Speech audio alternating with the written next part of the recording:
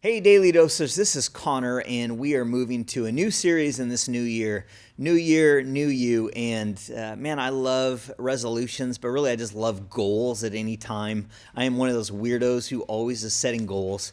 And so I had this one year where my goal was that I was going to get super good at salsa dancing. And in my head, I was going to get so good at salsa dancing that I could show up to a wedding and the dance floor would clear out, and I was literally going to murder the dance floor with how amazing I was, flipping Brie around and just owning the complete art of salsa. And so we actually took 2 lessons because I could only handle 2 lessons.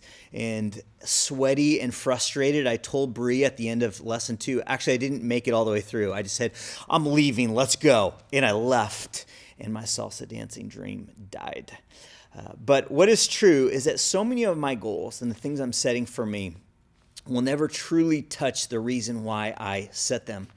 And that oftentimes the goals come from an insecure place or a broken place, a reason why I want to be better, but then the goals I set just don't really ever touch the reasons why I'm setting them. So I want to read for you a story that really popped out to me and that spoke to this, and it's in John 5:1.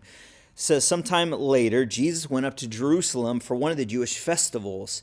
Now there's in Jerusalem near the sheep gate a pool, which in Aramaic is called Bethesda, and which is surrounded by 5 covered colonnades. So here's our setting. Jesus goes to Jerusalem, and if you want, you could actually go to this very pool. It's a big rectangular pool, and if you look at how it's set up, it has kind of a walkway in between, or a portico, a porch in between.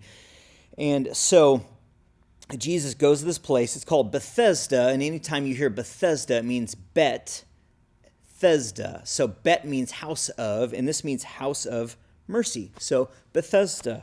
So that's our setting. Now, who are our people? It says here a great number of disabled people used to lie: the blind, the lame, and the paralyzed. So here we have this massive pool with so many people surrounding it. They're all blind, lame, and paralyzed. These are the people that no one knew what to do with. If these people were lucky, someone would come and take them at night, take them away, and bring them back the next day. But this is a place of great hopelessness, of just emptiness, a great place of filth, where these people are just laying there. And now, the reason why they're laying there, at the time this is written, is that there wasn't great doctors. And so doctors weren't a place to go to. You had no hope there. And so they would often turn to some sort of weird belief, some sort of fantasy.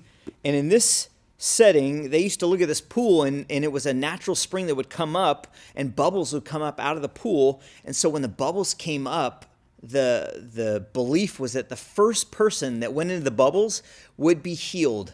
So imagine the scene when this spring let go of a few bubbles, all these people trying to pile in. It was probably so pathetic, and yet these people believed that's where their healing was going to come from. So here we have one guy in particular. It says, one who was there, he was an invalid for 38 years. Jesus saw him lying there, and he learned he'd been in this condition a long time, and he asked him, do you want to get well? I love this picture of our God, the willingness for him to travel through this filth for one person. It's the same way that God approaches us now. But then he asks us this question that's so important. He says, do you want to get well? You know, all these goals I set for myself, they're all in to get well, to feel better. And yet the reality for me is that it's my definition of well. It's never God's. Is that, yeah, I want to get well. I'm like this guy going, yeah, I want to get well. Will you just let me down in this pool so I could pursue the bubbles here? And God's question is so important, because if I want to get well, that changes what I do next. If I want to get well, then I need to take action. But is it according to my definition, or is it according to God's? And I think the question I've been asking myself lately is, do I use God, or does he use me? Do I use God to pursue my goals, or does he use me because I'm willing? So ask yourself this question this week. Do you want to get well? And whose definition of well is it?